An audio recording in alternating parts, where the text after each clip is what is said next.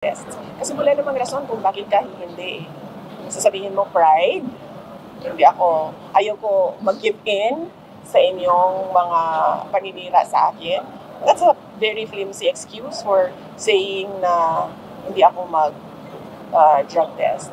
Para matapos na, gawin mo yung drug test. At hindi yung klase ng drug test na ikaw yung magsasabi kung paano ko ito gagawin. No.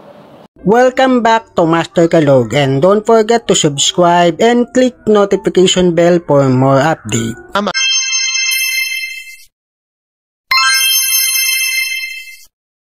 For all government officials, especially the president, nakatali yun sa kanyang oath.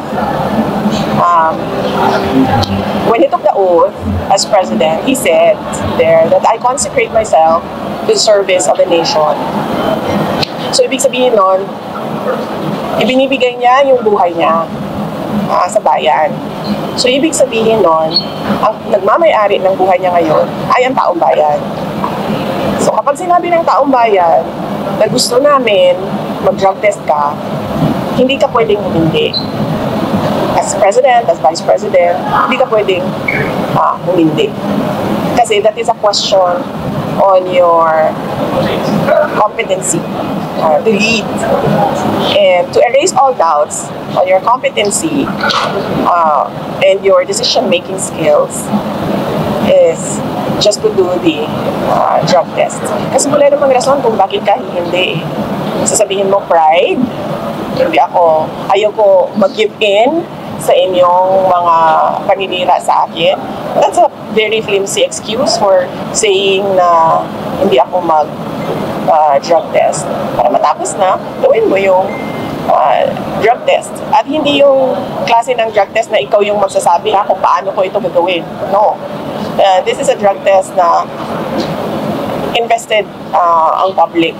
So it has to be the public who decides on how to do that drug test. As an example, noong sinasabi ng mga members of the House of Representatives na buwang ako, lukaret ako, nung sinabi nila na kailangan ko mag-neuropsychiatric exam, ano ba sinabi ko? Sabi ko, oo, gagawin ko yan. Tapos nung sinabi ko, oo, gagawin ko yan, wala na silang sagot, diba? Tumahimik na sila. So I was waiting for them to set up the House of Representatives for me to take that neuropsychiatric exam para masagot na. Hindi pwede humindi ang President and Vice President sa drug test. And huwag siya mag-alala, huwag siya matakot. Sasamahan siya. I'm sure sasamahan siya ni Senator Amy, magpapadrag test din yun. Ako, kahit na konti na lang yung naiwan sa buhok ko, sige, magpapadrag test din ako. Huwag siyang matakot. Kasi para sa bayan naman yun eh. Hindi naman yun para sa yung sarili namin. How may mga panawagan ngayon, or with all the allegations of corruption against the government and against the president, and as your constitutional mandate, as successor of the president, if anything will happen na mag-resign si Dr. Marcos, how would you uphold yung constitutional mandate as successor of the president? How do I uphold? Yeah, what do you mean? It's automatic. Yes, ma'am. In case Are of... you ready, ma'am, na... Of course. Of course. There is no question about my readiness. I presented myself to you when I was a candidate for Vice President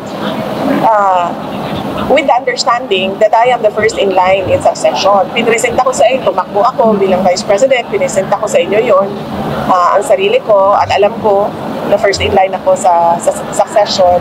Wala nang tanong doon kung ano ang gagawin ko. Yun ang mandate sa akin ng Constitution. At alam ko yun, nung ako ay tumakbo. At binoto ninyo ako as Vice President, knowing that I am the first in line. Your comment po on Makabayan Black's call na hindi lang si PBM ang mag-resign, hindi kayo din po and then establish a transition council. Your comment? Ang sa akin, I have an oath as Vice President. And I said in my oath to preserve and defend the Constitution. So yan yung trabaho ko.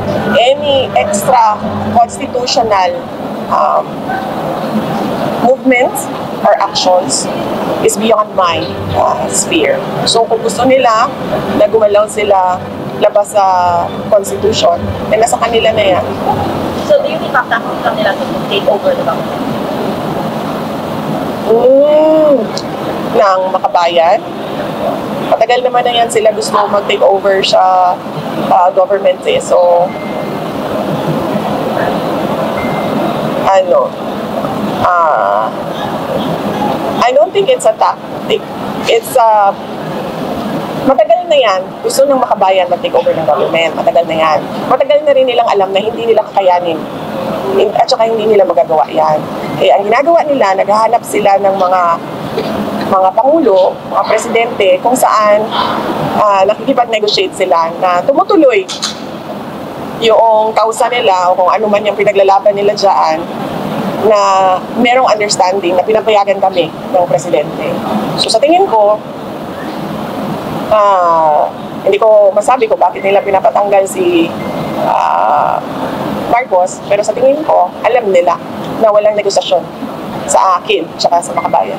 BP, reaction mo BP sa report sa military back to political reset and the potential appointment of Ramon as caretaker president? Sinabi ko na yan kanina, I took a note and I said there to preserve and defend the Constitution. So hanggang dyan lang ako sa kung ano ang meron sa Constitution natin. Labas dyan, hindi na, sa kanila na yun, hindi na ako kasali dyan.